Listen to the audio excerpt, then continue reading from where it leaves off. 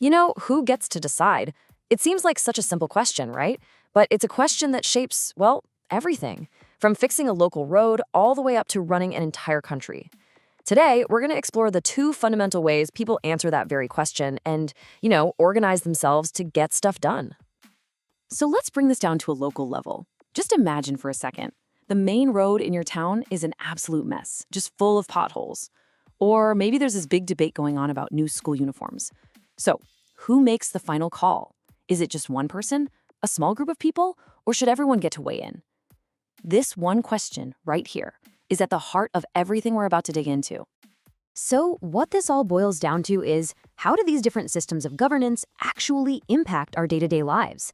I mean, does the way we decide things change how fast a problem gets solved? Or how fair the solution ends up being? Well, let's dive in and see what we can find out.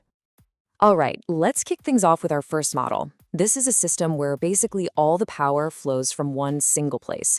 Picture a grand, powerful palace. From inside that palace, one single authority is calling all the shots for absolutely everyone. And this, right here, is what we call a centralized system.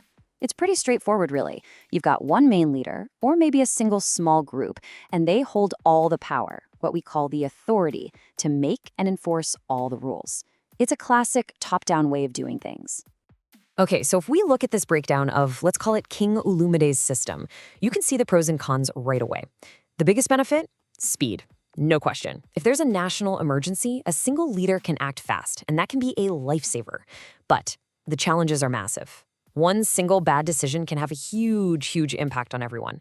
And think about it, a central ruler might have absolutely no clue what's really going on in a small, faraway village. So let's just make sure we've got those key terms down. Centralized, that just means all the power is in one spot. And authority is simply the official power to make decisions and get things done. Easy enough, right?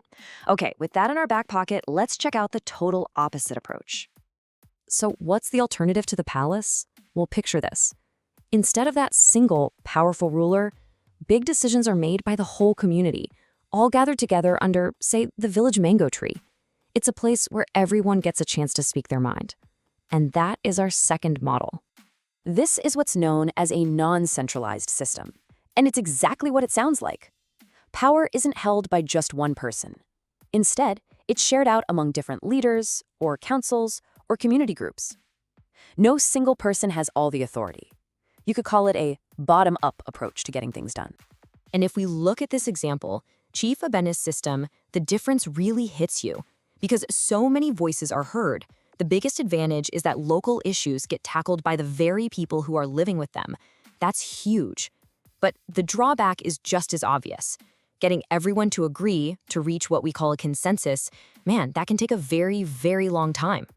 All right, so let's lock in the vocabulary here too. Non-centralized just means power is shared, it's spread out.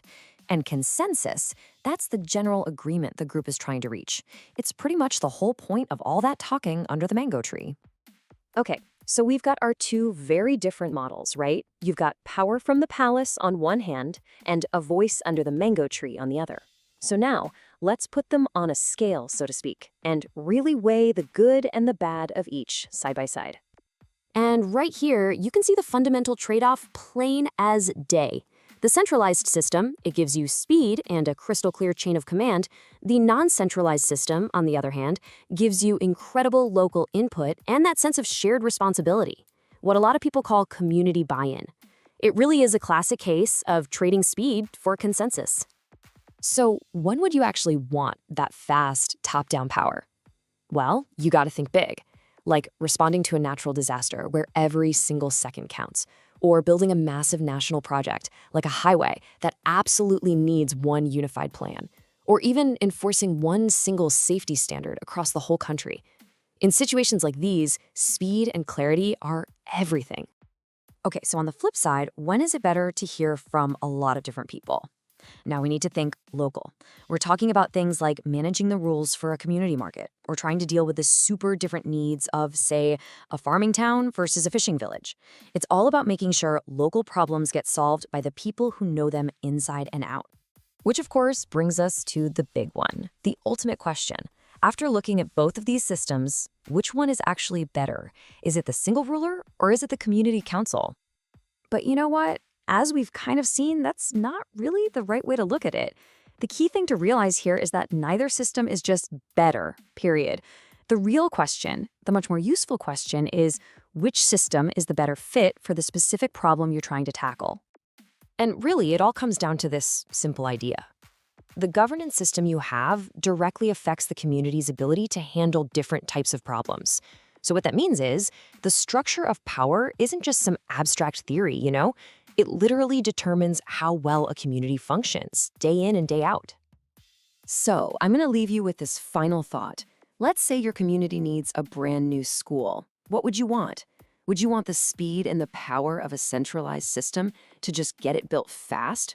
Or would you prefer the slow, careful consensus of a non-centralized system to make absolutely sure it serves the real needs of your local community?